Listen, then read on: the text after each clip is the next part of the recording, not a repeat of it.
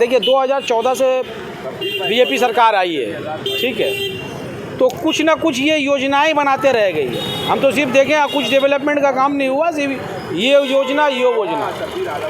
तो चलो आखिर में एक और योजना उभर के आया है, अग्निपथ योजना।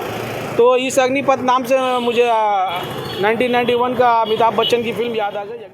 दाम कम हो जाएगा, महंगाई कम हो जाएगा। जो बेवकूफ़ आप जो बनाए थे, ये इस स्कीम को उस तरह से मत यूज़ कीजिएगा, क्योंकि कौवा जो है नहाने से गोरा नहीं होता, वो काला ही रहता है। आप पहले झूठ बोल चुके हैं, अभी गरीब जनता के साथ ऐसा कुछ मत कीजिए। कह रही हैं नुपुर शर्मा जो एक्यूज़ड हैं, वो खुद कह रही हैं कि लगातार होम मिनिस्ट्री उनसे बात कर रही है, उनसे पूछ रही है, उनके बारे में जानकारी ले रही है कि वो कैसे हैं, नहीं हैं। तो इससे साफ जाहिर होता है कि उनको जो है सेंट्रल गवर्नमेंट का संरक्षण है, होम मिनिस्ट्री का संरक्षण है, और अमित शाह जी जो होम मिनिस्टर है उनका संरक्षण है। तो जब कातिल ही मुंसिफ रहेगा तो न्याय कैसे होगा, ये आप बेहतर जानते हैं।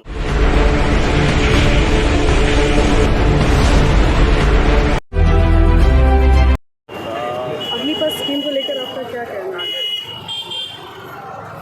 देखिए अग्निपथ स्कीम का लेके मैं कुछ कहूँगा तो लोग कहेंगे कि देखिए नदीम भाई तृणमूल का हो के लगता है बीजेपी होने जा रहे, क्या बीजेपी का सपोर्ट।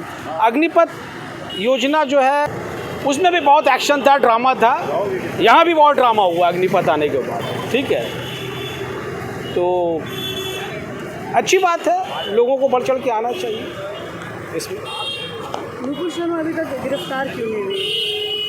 नुपुर शर्मा अभी तक गिरफ्तार क्यों नहीं हुई, ये तो केंद्र सरकार से पूछना चाहिए कि अभी तक क्यों नहीं गिरफ्तार की हुई। इतना ज़्यादा उसको लेके पूरे मुसलमान हिंदुस्तान के आवाज़ उठाएं, लेकिन केंद्र सरकार के कान पे जूं नहीं रेंग रहा। तो लिहाजा अगर जब तक वो अरेस्ट नहीं होगी, मुख्तलिफ़ शोबे से, मुख्तलिफ़ जगह से, हिंदुस्तान के हर कोने से एक देखिएगा एक एजिटेशन, एक आंदोलन जागेगा। और इंशाअल्लाह हमें उम्मीद है कि नुपुर शर्मा बहुत जल्द अरेस्ट होगी, उसे अरेस्ट करना भी चाहिए। बंगाल से नुपुर शर्मा को कई बार समन जारी किया गया है। बंगाल पुलिस, यहाँ कोलकाता पुलिस ने, ये पता है हमको, कोलकाता पुलिस नारकोलडांगा थाना ने उसे सम्मन किया था।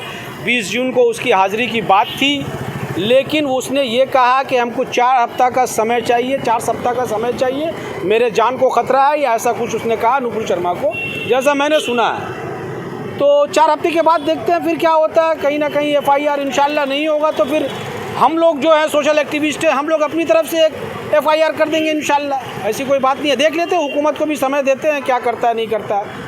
बोलिए जावेद भाई। अग्निपथ योजना का फ़ायदा गिना रहे थे, तो आप ये देखिए अग्निपथ योजना मैं कहता हूं कि किसी भी तरह से गलत नहीं है। हाँ ये ठीक है, ये इंडियन डिफेंस में, ये आर्मी में ये पहली बार ये योजना आया है, तो लोगों को ज़रा मुख्तलिफ लग रहा है। तो मैं ये बता दूं कि जहां तक अग्निपथ का सवालात है, या अग्निपथ से योजना से लेके जो ये बातें हैं, मैं तो कहूँगा ये गोल्डन अपॉर्चुनिटीज़ है, पर्टिकुलरली मुस्लिम बॉयज़ के लिए, क्योंकि इससे पहले इस तरह का योजना डिफेंस में कभी नहीं आया। इसका फ़वाइद मैं बता दूं कि जैसा कि सरकार ने किया है कि 17 साल से लेकर 23 साल के बच्चे जो हैं इसमें आ सकते हैं, रिक्रूटमेंट में आ सकते हैं, रैली में आ सकते हैं। तो मैं देखता हूँ कि हर 4 साल के बाद, यानी 25-26 साल के जब वो होंगे, तो वो यहाँ से रिटायरमेंट ले लेंगे। तो रिटायरमेंट के बाद उनको कुछ पैसा भी दिया जाएगा पेंशन के तौर पे, या जो उन लोगों का जमा होगा वो मेरे ख्याल से 11,60,000 समथिंग आ रहा है, ठीक है ना। तो मैं समझता हूँ कि ये बहुत गोल्डन अपॉर्चुनिटी है लड़कों के लिए, इसमें बढ़ चढ़ के आना चाहिए, इस मौका को पकड़ना चाहिए, क्योंकि दिन ब दिन पॉपुलेशन बढ़ रहा है, वैकेंसीज़ कम है, जगह ज़्यादा है, जगह कम है, वैकेंसीज़ जगह आप बोले का मतलब है वैकेंसी कम है, जगह ज़्यादा। तो इस तरह से क्या है कि लोगों को एकोमोडेट करने के लिए सरकार ने मेरे ख्याल से ऐसा स्कीम लाया है। चलो ठीक है, तो मैं देखता हूँ कि किसी भी नुक्ते नज़र से ये गलत नहीं है। हो सकता है कि 4 साल के बाद जब वो रिटायरमेंट करेगा तो उसी पैसा से वो अपना कुछ बिजनेस भी शुरू कर सकता है। या फिर देखिए सेंट्रल गवर्नमेंट में 30 साल तक एज है मैक्सिमम, और स्टेट गवर्नमेंट के सर्विस के लिए बंगाल में 40 साल तक है, तो कोई ना कोई और भी जॉब के लिए अप्लाई कर सकता है। बोलिए जावेद। नुपुर शर्मा के मामले में मुसलमानों ने तहरीक चलाई थी तो पुलिस की कार्रवाई आपने देखा है। जी, अग्निपथ में जो लोग जलाए उनके खिलाफ कोई वो अपने बच्चे बोल रहे हैं और ये उपद्रवी कर रहे हैं, इस पर क्या कहेंगे? और साथ में अभी जो देखा है जकिया जाफरी का कि सुप्रीम कोर्ट ने उनका केस खारिज कर दिया जो गुजरात फसाद, तो अदालत का कहीं ना कहीं दोहरा रवैया नजर आया। भाई जो कातिल थे वही मुनसिफ ठहरे, ठीक है। तो मेरा जहाँ तक जकिया जाफरी का मामला है और उनके केस को यूँ कहिए कि मैंने किसी तरह से दबा दिया गया है और मोदी जी को क्लीन चिट दे दिया गया है, तो ये जब से बीजेपी सरकार आई है, ठीक है, तो ये अपने लोगों को हमेशा महफूज रखा है, ठीक है। और जो अपोजिशन वाले हैं उनके घर में ईडी और सीबीआई भेजा जा रहा है। आप देखिए शुभेंदु अधिकारी को, शुभेंदु अधिकारी नारदा मामला हो, शारदा मामला में अभी भी उसका नाम है, उसको अभी तक क्यों नहीं तलब किया गया? क्योंकि उस बीजेपी में, इसलिए उसको सेफ साइड मिल जा रहा है। और मोदी जी इतना बड़ा दंगा फंसा 2002 में गुजरात राइट का और उनको क्लीन चिट मिल लिया जाता है, तो ये तो सरासर नाइंसाफ़ी वाली बात हो गई। महाराष्ट्र में आपने देखा कि वहाँ भी ईडी के डर से सभी लोग जो है बीजेपी में जा रहे हैं, जी, इस बारे में क्या? देखिए महाराष्ट्र की पॉलिटिक्स जो है अभी वो त्रिशंकु की तरह हो गई है, ना इधर है ना उधर है, बीच में लटका हुआ है। तो त्रिशंकु का मतलब आपको तो समझते हैं कि त्रिशंकु एक ऐसा, आपको बैकग्राउंड मालूम है उसका, मैं नहीं जाऊंगा बताने। तो लिहाजा ये जो महाराष्ट्र में जो ये अचानक पॉलिटिकल क्राइसिस आया है, इसका एक ही वजह है कि मुझे जो लगता है कि जितने भी 45 MLAs हैं, इन लोगों को कहीं ना कहीं से टॉर्चर किया जा रहा है या डिस्टर्ब किया जा रहा है ईडी और सीबीआई के ज़रिया, ऐसा मेरे को लगता है, ताकि ये किसी तरह से डर से सब दोबारा फिर बीजेपी में आ जाए, उद्धव ठाकरे की सरकार जो है माइनॉरिटी में आ जाए। तो इस तरह से इन लोगों का हथकंडा है, मेरे को लग रहा है। दल बदल की राजनीति पर आप क्या कहना चाहेंगे? आज कोई टीएमसी, देखिए दल बदल की चक्कर में तो लोग दलदल में जा रहे हैं सियासत में, ठीक है, बहुत सा है, लेकिन बोलने का मतलब ये दल बदल कोई नया नहीं है, ये होते ही रहता है, सियासत है। कभी कोई देखिए हमारे बाबुल सुप्रियो पहले बीजेपी में थे, फिर वो टीएमसी में आ गए, इस तरह के और भी बहुत से नेता हैं, मैं सबका नाम नहीं लूँगा। तो ये तो दल बदल की राजनीति है, सियासत है, सब चलते रहता है, कोई नई बात नहीं है। सवाल ये है कि जनता के साथ धोखा नहीं हो रहा है? अगर आप जनता का टीएमसी को लेकर वोट करेंगे, टीएमसी का जनप्रतिनिधि बनकर आप वोट लिए, उसके बाद आप बीजेपी में शामिल हो जाते हैं, तो ये जनता के साथ धोखा नहीं? देखिए जनता के साथ धोखा है या नहीं है ये तो बाद में पता चलेगा उन लोगों का कार्यकर्दगी से। वो किसी भी पार्टी में जाएं, जनता के लिए अगर काम करते हैं तो अच्छी बात है, ठीक है, और अगर जनता के हक में नहीं होता तो वो गलत है, तब उस समय ये धोखा होगा।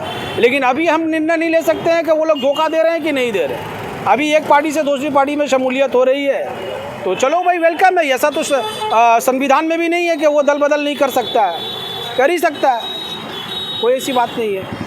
ये अग्निपथ का जो है, ये जो स्कीम जो गवर्नमेंट निकाली है, इससे हम लोग बहुत खुश हैं, बहुत अच्छा है। लेकिन हम लोगों को देखना है कि मुस्लिमों को कहाँ तक सपोर्ट मिलेगा, क्योंकि ये जो गवर्नमेंट है, बीजेपी गवर्नमेंट, ये इसकी स्कीम है और ये खुलेआम मुस्लिमों की दुश्मन है, अपने आप को जहाँ तक साबित कर रही है बीजेपी गवर्नमेंट। तो हम लोगों को देखना है कि ये कितनी खरी हम लोगों के साथ उतरती है और हम लोगों का, मुस्लिमों को कहाँ तक वो उसमें पूरा का पूरा हक देती है। ये चीज़ मुस्लिमों को देखना है और हम लोग इसको देखेंगे, क्योंकि दो तरह का इसमें काम नहीं होना चाहिए। इसमें आप जो है भेदभाव, आज़ादी को दूर रख करके इस स्कीम को आगे बढ़ाइए और हम लोग इस स्कीम से खुश हैं, ये होना चाहिए था। पहले देखिए, पहले जो है आपको 75,000 आर्मी में जॉब मिलता था, डिफेंस आर्मी में जो है 75,000 मिलता था। उसके बाद गवर्नमेंट जो है हमारी बीजेपी गवर्नमेंट 50,000 कर दी। उसके बाद लॉकडाउन में करीब 2 साल किसी को जॉब नहीं मिला। देखिए ये जो है बीजेपी गवर्नमेंट ये 2 साल जो नहीं दी है, तो ये अभी एक स्कीम लेकर के आई है, तो चलो ठीक है, कुछ ना कुछ सोच रही है और देने का कोशिश कर रही है कि कहीं ना कहीं जॉब मिले, तो हम लोग इससे खुश हैं। लेकिन वो वादा आप मत कीजिए जो पहले वादा किए थे, नौकरी सबको मिलेगी, काला धन आ जाएगा और आपको तेल का दाम कम हो जाएगा, महंगाई कम हो जाएगा। जो बेवकूफ़ आप जो बनाए थे, ये इस स्कीम को उस तरह से मत यूज़ कीजिएगा, क्योंकि कौवा जो है नहाने से गोरा नहीं होता, वो काला ही रहता है। आप पहले झूठ बोल चुके हैं, अभी गरीब जनता के साथ ऐसा कुछ मत कीजिएगा कि वो फिर से जिस तरह अभी आप देखा होगा कुछ दिन पहले जो है दंगा हुआ था, मतलब लोग दंगा करने पे उतर गए थे। वो क्यों बीजेपी के ख़िलाफ़ गए? क्योंकि वो गरीबी में वो झुलस रहे हैं, वो गरीबी को बर्दाश्त नहीं कर पा रहे हैं, इसलिए वो आपके ख़िलाफ़ हो रहे थे। लेकिन आप अपना स्कीम लेकर के आए हैं, आप इसको सही से चलाइए और हम जो है हम सब इसका सपोर्ट करते हैं और समर्थन करते हैं और हम भी चाहते हैं कि सबको जॉब मिले। बस मैं इतनी पहले मैं बोल दूं, नुपुर शर्मा ने जो बयान दिया था टेलीविज़न पे बैठ के डिबेट शो में, वो उसका जो सेक्शन लगा है आईपीसी का, उसका मैं सिर्फ एक सेक्शन आपको बताता हूँ। 295A जो है, जो धार्मिक भावनाओं को भड़काने का जो सेक्शन वो जो डिफ़ाइन करती है, वो एक नॉन बेलेबल ऑफेंस है। और वो नॉन बेलेबल ऑफेंस में पुलिस को ये इख्तियार दिया जाता है कि वो एक्यूज़ को, जिसके ऊपर वो चार्ज लगा है, उसको अरेस्ट करके ला सकती है। ये और भी इसके साथ धाराएं हैं, पर जो 295A है वो अपने आप में काफ़ी है कि किसी भी एक्यूज़ को जो है उसको अरेस्ट किया जाए। उन्होंने दिल्ली में ये बयान दिया, और दिल्ली जो है चूँकि सेंट्रल गवर्नमेंट बीजेपी की है, होम मिनिस्ट्री जो है अमित शाह जी के हैं, उनके अंडर आती है। दीगर बहुत सारे स्टेट्स में FIR हुए हैं, कंप्लेंट हुए हैं। कोलकाता से नारकोलडांगा के PS से भी उनको समन किया गया है। 41A का नोटिस दिया गया है कि वो आके पर्सनल अटेंडेंस दें, चूँकि उन्होंने टाइम मांगा है।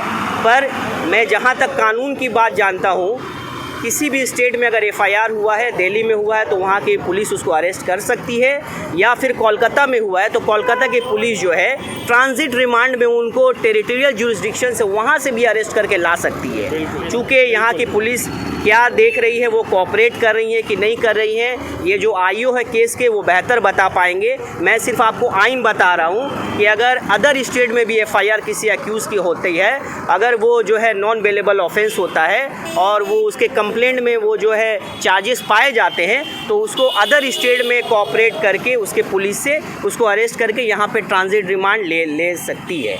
ये पूरा वाक़या है अभी तक। पर जहाँ तक आप जानते हैं कि होम मिनिस्ट्री खुद जो है, नुपुर शर्मा का बयान है कि जब से ये वाक़या हुआ है, जब से उन्होंने स्पीच दिया है, धार्मिक भावनाओं को भड़काया है, उसके बाद होम मिनिस्ट्री लगातार उनके कांटेक्ट में है। वो खुद कह रही हैं, नुपुर शर्मा जो एक्यूज़ड हैं, वो खुद कह रही हैं कि लगातार होम मिनिस्ट्री उनसे बात कर रही है, उनसे पूछ रही है, उनके बारे में जानकारी ले रही है कि वो कैसे हैं, नहीं हैं। तो इससे साफ जाहिर होता है कि उनको जो है सेंट्रल गवर्नमेंट का संरक्षण है, होम मिनिस्ट्री का संरक्षण है, और अमित शाह जी जो होम मिनिस्टर हैं उनका संरक्षण है। तो जब कातिल ही मुंसिफ रहेगा तो न्याय कैसे होगा, ये आप बेहतर जानते हैं मुझसे।